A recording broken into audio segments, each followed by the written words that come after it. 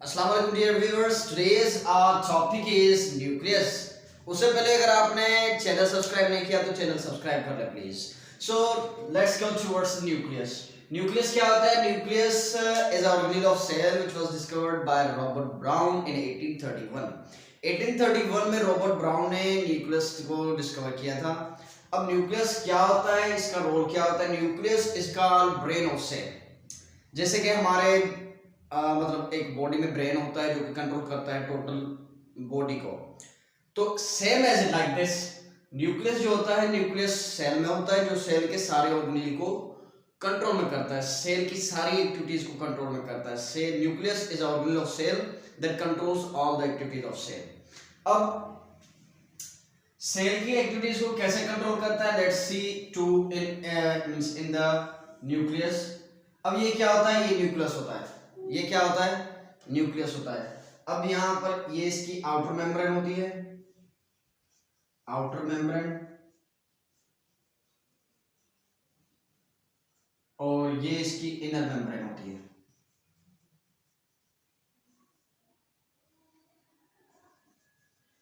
Outer membrane, inner membrane. उसके बाद इसमें फोर्स यहां से जगह छोड़ी होती है और ये फोर्स होते हैं इस तरह से। अब जैसे कि मैंने आपको बताया कि it controls all the activities of cells and this nucleus is found in eukaryotic cell. In eukaryotic cell, in animal cell it is found in centre. Animal cell जो होता है उसमें ये सेंटर में पाया जाता है, जबकि जो प्लांट सेल होता है उसमें साइड में पाया जाता है। क्यों? क्योंकि large vacuole, because of large vacuole it is found in side. तो यहां से भी फोल्डिंग। अब ये फोल्डिंग क्यों होती है? जैसे कि मैंने आपको बताया कि सेल में जो न्यूक्लियस है वो it controls all the activities of cell. अब ये तो बीच में होता है, ये कैसे कंट्रोल करेगा? तो यहां से ये कांटेक्ट बनाएगा दूसरे ऑर्गेनेल से। इनको कहते हैं न्यूक्लियर पोर्स। इससे वो क्या करता है?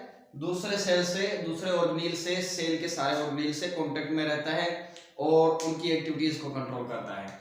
And this in the space, इनकी जो स्पेस होती है उनको कहते हैं nuclear space.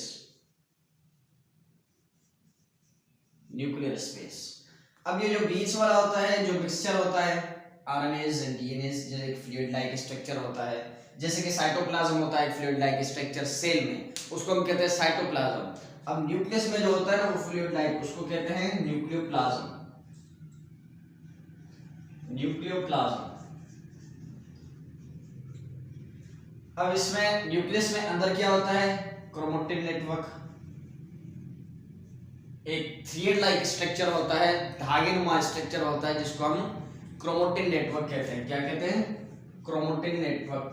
Chromatin network, chromatin network,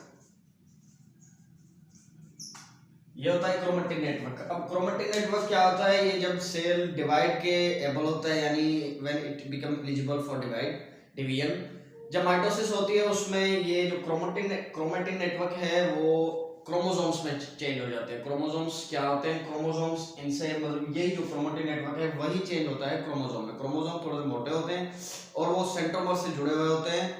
to chromocytes are connected with centromere, यानी एक क्रोमोसोम नहीं होता, वो पेयर्स की शेप में होते हैं। तो ये क्या होते हैं? अब इनमें डीएनए भी पाया जाता है। RNAs, DNAs and genes are also found in the chromatin net. Thank you very much.